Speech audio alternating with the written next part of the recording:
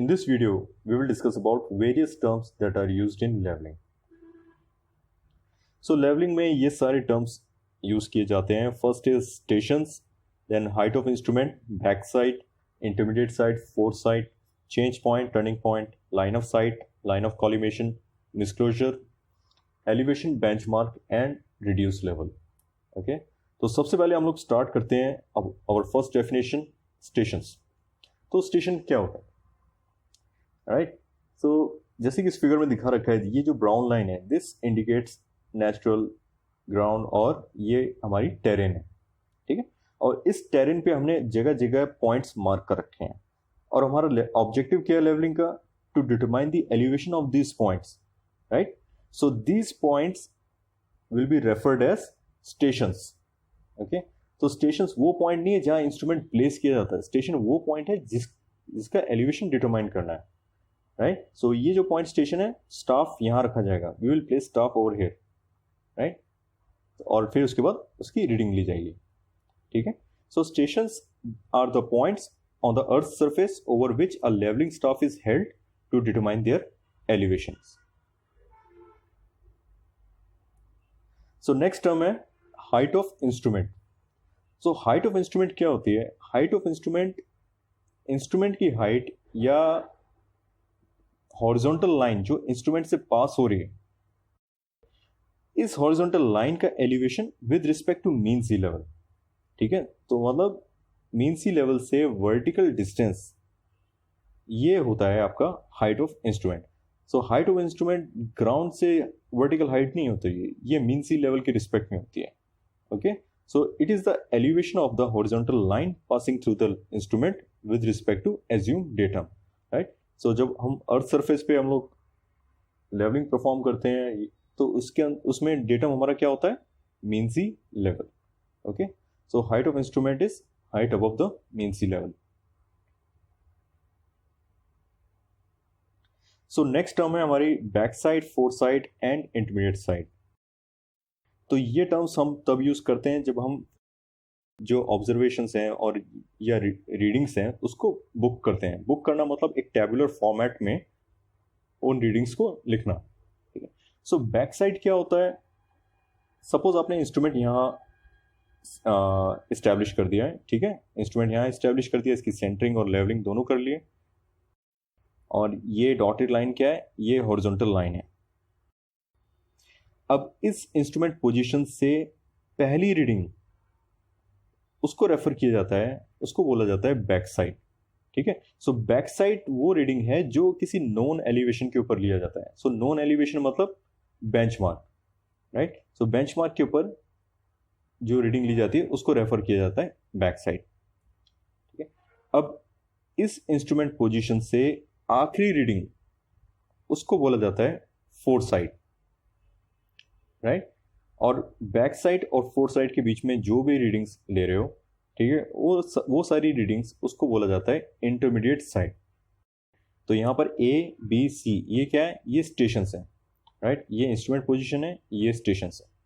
Right, so what is back sight? It is the sight or observation taken on a benchmark or on a point of known elevation. Okay, fore sight it is the last observation taken from an instrument position, and intermediate side the observations taken on all the stations between back side and fore side. Right,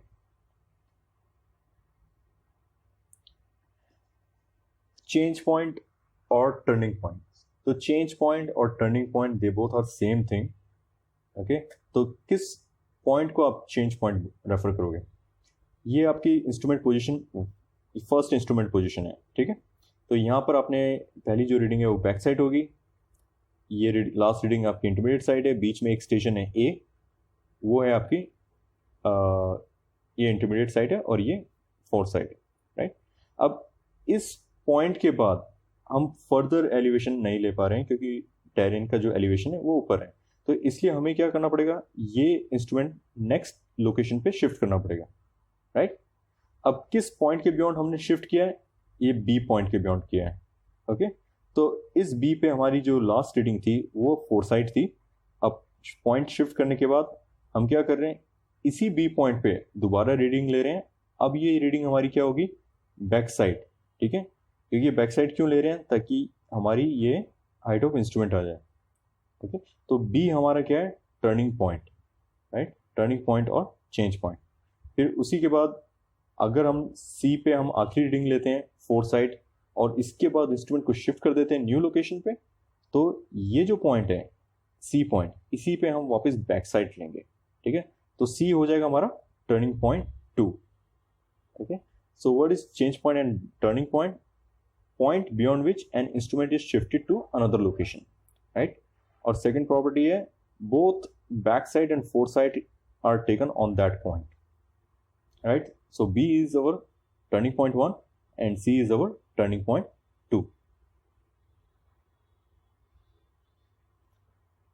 Then what is line of sight and line of collimation, right?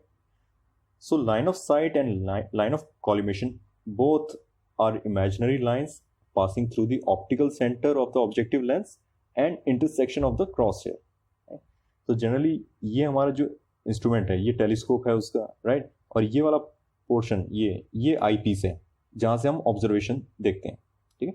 और इस direction में क्या है, यहाँ objective lens है।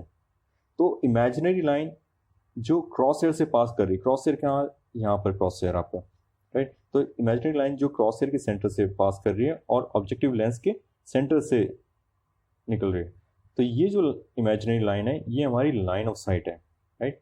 अब दोनों में डिफरेंस क्या है?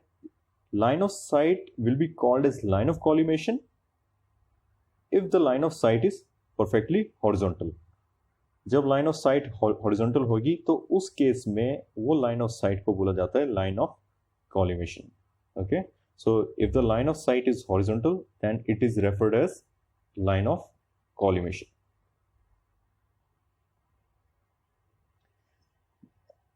Next is misclosure, right? सो मिसक्लोजर क्या होता है?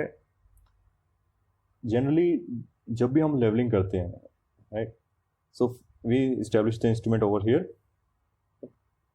और उसके बाद हमने रीडिंग ली इसकी यहाँ पर बेंचमार्क पे, फिर उसके बाद हमने ए पे, देन बी पे, और उसके बाद इंस्ट्रूमेंट को शिफ्ट कर दिया न्यू पोजीशन पे, राइट।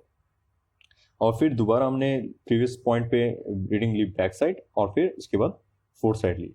तो इस पर्टिकुलर एक्सरसाइज में हमारा ऑब्जेक्टिव क्या है? ये जो पॉइंट है इसका एलिवेशन निकालना है, राइट। तो जब लेवलिंग एक्सरसाइज कंप्लीट हो जाती है और इसका एलिवेशन निकल आता है, तो उसके बाद हमें क्या करना होता है? चेक करना होता है whether this elevation is correct और नॉट, राइट। तो चेक करने का मेथड क्या है? चेक करने का मेथड सिंपल ये है कि ये जो एलिवेशन आपको पता चला, take this elevation as your benchmark and try to find the elevation of this point, जिसका ऑलरेडी एलिवेशन नोन है, ठीक है। तो ये जो बेंचमार्क है इसका एलिवेशन ऑलरेडी नोन है, तो इस पॉइंट को बेंचमार्क लेके इस पॉइंट का एलिवेशन डिटरमाइन करना, राइट। तो ये वाला जो पास है इसको बोलते हैं बैकवर्ड रन, राइट। और इससे पहले हम लोग क्या करते हैं, जब हम इस पॉइंट का एलिवेशन निकाल रहे थे, ये था हमारा forward run, right.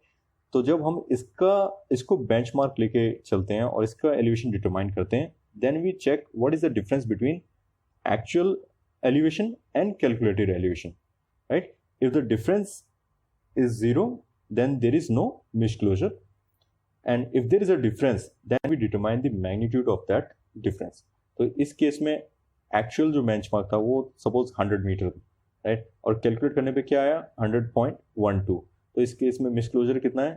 Plus 0.12, right. सो ये हमारा मिसक्लोजर है। So misclosure it is the difference between the calculated and known elevation.